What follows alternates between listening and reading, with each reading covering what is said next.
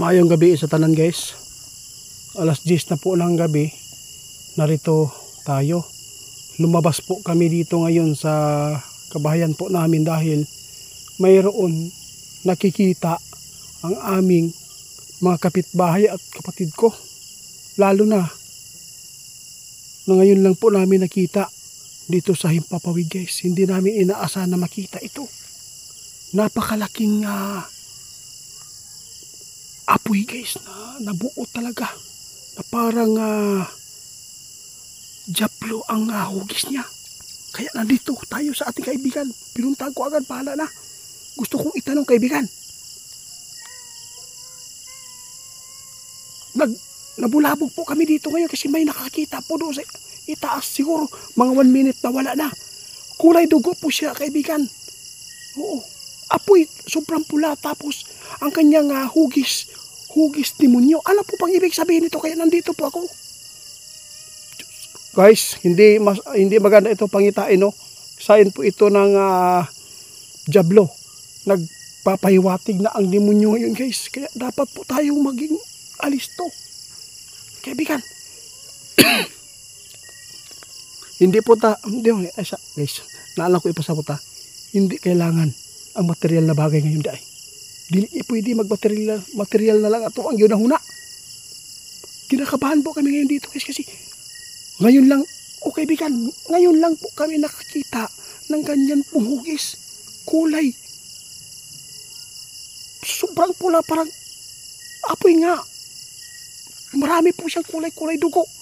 Pero bakit po para siyang tao na malaki na may sungay?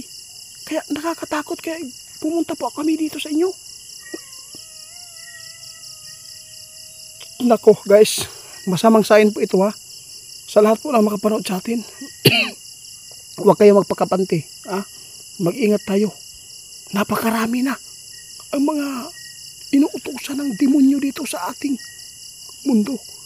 Lalo na ngayon guys, marami po naghihikayat na para ay ang tao ay maging mainam at maganda ang pamumuhay. Yung sinasabi natin na magpamimbro ka tapos may tatanggap ka na buwan-buwan. Lalo na pag nalagyan ka ng microchip. Isa po siguro dito kaibigan. Grabe. Guys, pasensya na kayo Isinishare ko ito. At pumunta ako kay kaibigan. Kami nabulabog po kami ngayon dito. Kasi dito sa amin guys, kapag alas 12 ng gabi, no, nag-aabang po kami ng tubig. Kasi hindi po yan maka-agos ng yung tubig dito sa amin sa hose kapag araw pa kasi marami talagang gumagamit doon sa itaas. Kaya sa alas 12 kami ay gumigising.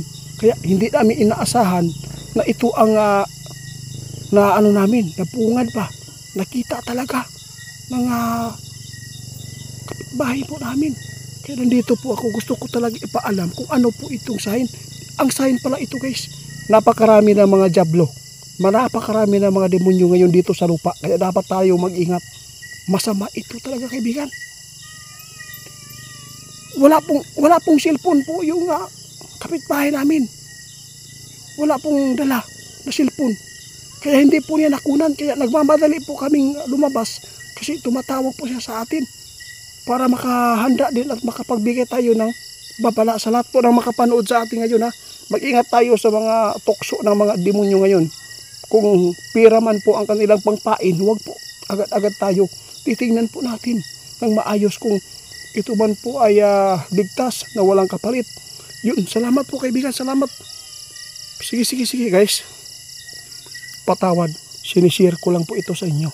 Hindi na natin alam kung ano po ang mangyayari dito sa mundo. Lalo na napakaraming tao mahirap sa harap buhay. Alam kong kumakapit na lang sa patalim. Kaya nagpaabot ako dahil po sa nakita namin na sungay na grabing pula ang kulay just tao, sobrang laki. May mata, grabe. Kaya nagulat kami. Minsan, hindi kami nakaranas nito kahit ni minsan guys. Ngayon lang po kami nakakita ng ganito. Kaya alam na po nila na mas maganda na makapagbigay kami ng babala sa lahat ng malilin lang po dito sa mundo. Ang sign po daw dito guys, magulo, maraming patayan, maraming mga tao na malilinlang po dito sa mundo ito, lalo na sa pira. Kaya sinishare ko lang po ito guys, ang aming nakita ngayon. Sana marami pang nakapansin dito sa amin na ito ay mayroon pong sign na nakikita namin na hindi pa namin nasagupa at naranasan na makita ito noon. Ngayon lang po kami nakikita, nagulat po kami lahat dito. Kaya yung mga tao ngayon dito, gising na gising. Baka ito po ang pahiwatig ng taas na dapat po na maganda ang lahat. Kaya salamat po sa inyo. Salamat po lalo sa mga kaibigan po natin, mga duwende.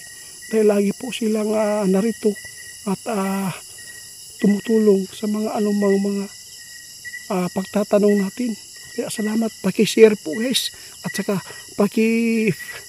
report sa Facebook ni Ghost Hunter 88 Fans at saka doon sa TikTok po niya kasi sobra na po ang kanyang pagnakaw po sa ating video.